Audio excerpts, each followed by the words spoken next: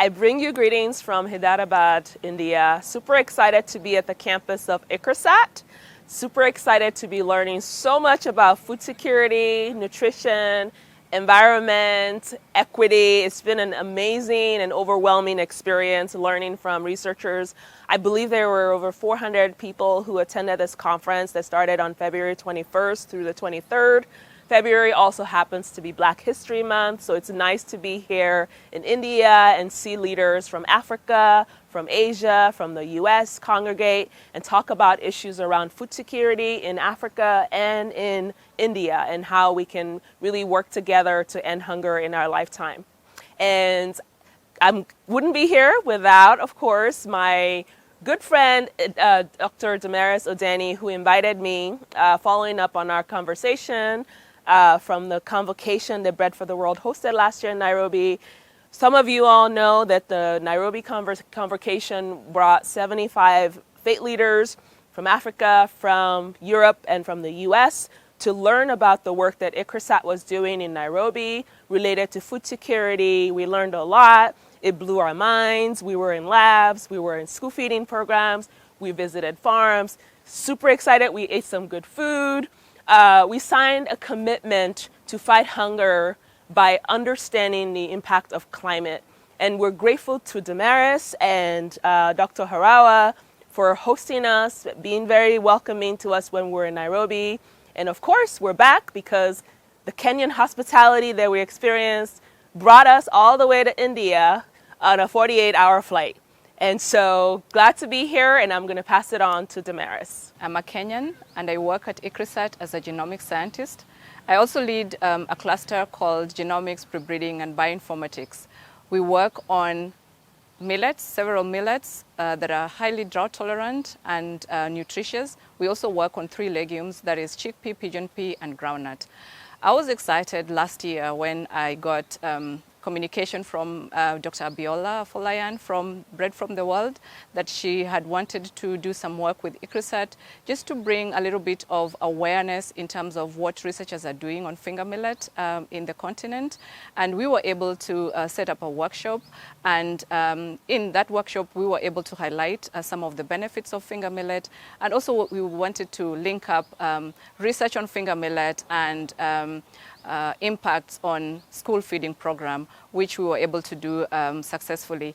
One of the things that have been missing in the research activities we do with finger millet is to be able to document and show the beneficiaries, and also to be able to show that finger millet can be used to impact the lives of women and children. And we were able to do that through the workshop that we organized last year with Bread for the World. We are working with the National Research Institute, with our own breeders and also our nutritionists connected to the food laboratory scientists of the national system to bring out some recipes and food recipes that are new and more convenient to our consumers. Because we have found that the crop on which we are working, which is millet, sorghum, groundnut, and more recently cowpea, are very nutritious, but some of their nutrients are not well known by the public, and they can be useful in helping the community. So that's the reason why we focus our Smart Food campaign in 2 areas, the urban area, but also the rural area. In the rural area, we're working mainly with smallholder farmers, women in particular, but we also work with health community centers.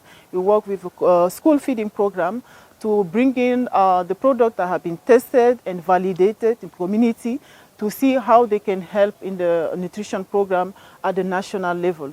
And we are working mainly with the women group because on processing, we found that they can help their own household, but also use this as a means of generating income.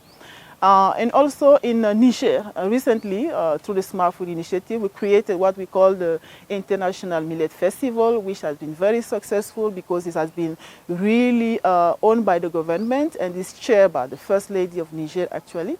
And in Nigeria, we go into the northern area, and we are working with women again in this area, and working with the school, targeting adolescents, because this section is also very important in nutrition.